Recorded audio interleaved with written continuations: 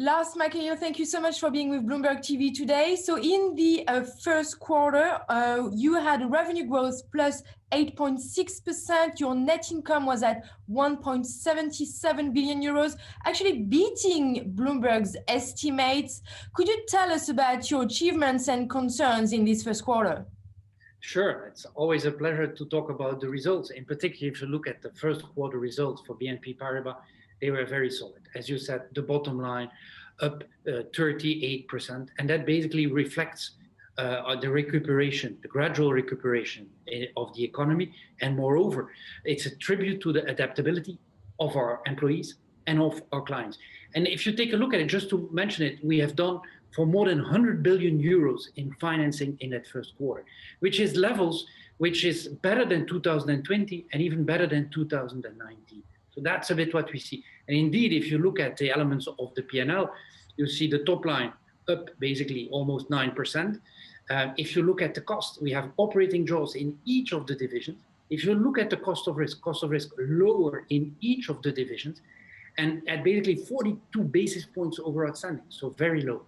So if you take all this, you basically get a bottom line, which is very strong, 1.8 billion euros and up 38%. And on top of that, let's not forget, this is realized by a bank which is very stable, therefore with a common equity Tier 1 of 12.8%. And let's not forget 12.8% takes into account 50% of earnings being paid in dividends.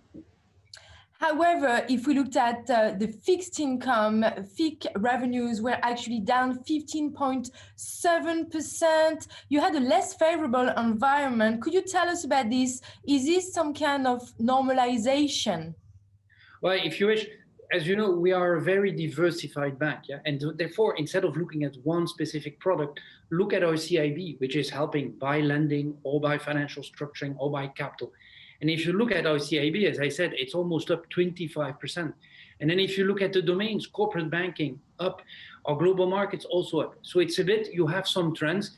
And indeed, if you look back in 2020, there was a very strong effect when it comes to rates, which is now a bit normalized, but still the levels are very high. If you compare it to 2019, levels are 11% up. So we're very solid, very with what the client needs. Still, do you think there is some kind of normalization of trading? Do you expect the level of activity to taper off in the second half? But if you look at it versus the normal rhythm, because there can always be spectacular events like what we had last year. But if you look at the normal levels, we are stronger than what we had in 2019. And that is what we saw in the first quarter. Listen, I don't have a crystal ball about to say what the second quarter is, but you see a solid demand. We have been taking market share. And so we are very well positioned to serve our clients. Let's talk a little bit about what happened in the banking sector with Archegos fallout. Your exposure comes from the hedge funds business you got from Deutsche Bank back in 2019. Deutsche Bank did say this week that they managed to exit the position without losses. Yet, are you still putting into question the transfer of assets, which is still ongoing by the end of this year? No, the transfer is ongoing. Let's not forget. Basically, it is foreseen that by the end of the year, these activities and the people will be transferred to us.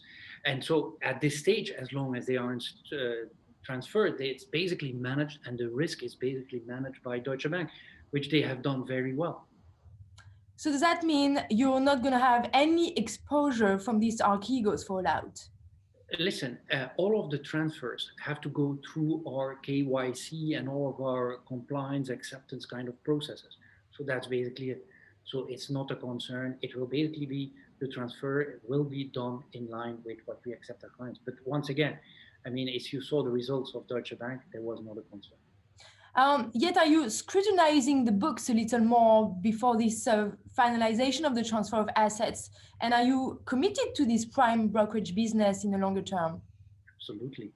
We're very pleased to have this activity come up to strengthen our overall equity services that we have. As we mentioned, the teams are really very professional. The systems are very solid.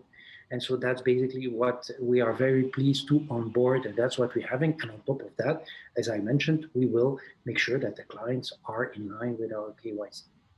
How exposed are you to any further credit risk? Because we saw that the ECB actually asked several banks, including BNP, to communicate further about hedge funds exposure.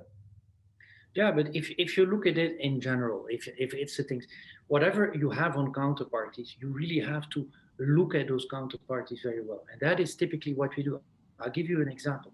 If you look at the cost of risk that we announced overall for the bank, which is basically going very down, which is at the same kind of levels of what we had in 2019. And this drop is only on what is called the stage 3. So really the names of the companies that have improved. So we didn't write anything back of the ex ante provisionings that we've taken. So just to show you, the evolution of cost of risk is really a tribute to how it's managed.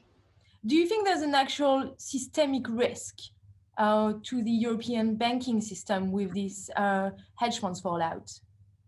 Again, if you look at the overall system, and it's what you have, you can have on a counterparty, on a normal counterparty, you can have issues, yeah. And the thing what is important is that as a bank, or a system as the banks, you have to monitor very well that counterparty, the collateral that comes with it, and so that's basically it. So it's not a systemic issue. Let's talk a little bit about the real economy and your domestic markets. If you look at the French retail banking revenues, they were down 2.9% in the first quarter. When do you expect these revenues to bounce back with the reopening of the economy that President Macron just announced? Well, the thing is, if you look at our overall domestic markets, the revenues are evolving well.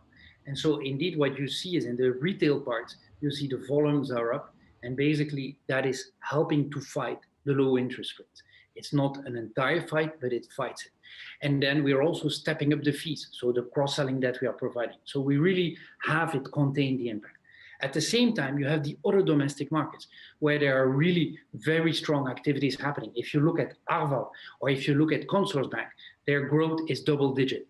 And so that double digit is also basically going onto the clients that you see in the retail environment. So overall, if you look at our domestic markets, the overall handling of the revenues is basically up in the first quarter. More broadly, can you give us any guidance on when you expect a real recovery in the real economy? Yeah, our stance has always been that in what we see today in Europe, given that the vaccinations are ongoing, that probably around the third quarter of this year, there would be a balance. And that balance then will basically lead to a pickup that should be a sizable pickup, and it should be a sustainable pickup. So that's what we continue to see. Are you worried that the French president is actually exiting the lockdown too soon? Listen, that is yours to judge. What we do see is that it's basically the tapering off is being handled in phases. What we see at this stage in basically the many countries in Europe is that every confinement has been handled even in a better way, and so things look on track. There's a lot of speculation still that a sale of the US business could be a good deal for BNP Paribas. What's your take on this? No, the thing is, as you know, at Bank of the West, our activity, it's a very solid activity. In California, the activity is strong. We have strong management.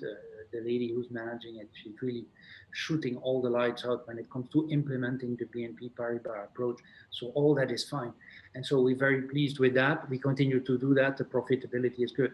Now, of course, we see that there are elements of consolidation that we have observed. So we keep our eyes open, but we're very pleased with how the activities in California are developing. One word on fossil fuel financing. There was a report saying that BNP Paribas was one of the only major banks which actually increased their support for fossil fuel financing last year. When do you expect to actually reduce this, or will you keep increasing this? And for example, could you tell us if you would help finance Total's project in Uganda? Yeah, if you look in general, again, I'm not hinting or elaborating on counterparties, but if you look at the overall trend, what we want to do is we really are on the vanguard of helping this transition. That's what we're doing. We're really putting it front. Even I have a pin on it. Yeah? So that's basically what we aim to do. The thing is, in order to do this, you don't have a magical wand that basically changes from one to the other. So if we have sectors that are developing, we are accompanying them in their development. And this is not just wishful thinking. We help them. We make sure that there are targets on how to get there and how eventually to finance that transformation. So that's what we're doing. We are looking at a tangible trajectory to get evolutions done. Does that mean that fossil fuel financing should keep increasing this year? No, that's not what I said. What I said is that there has to be a trajectory for those companies to basically get out of it with clear milestones in the near future. So that is what we basically work. Final question. There was this video of this HSBC manager online talking about bankers' burnout recently. You probably saw. Could you tell us whether there's a concern at BNP Paribas and how you're managing at the moment these bankers' burnouts that may happen, especially in COVID times when it's been a difficult year for everyone? Well, at BNP Paribas, one of the elements that is core is basically our bankers and our people. And so always we monitor their well-being constantly. It's not just now, we always do this. And that is what HR is doing. We're very monitoring them closely. We're making sure of how to, when there is work from home, not from home, how to embed it.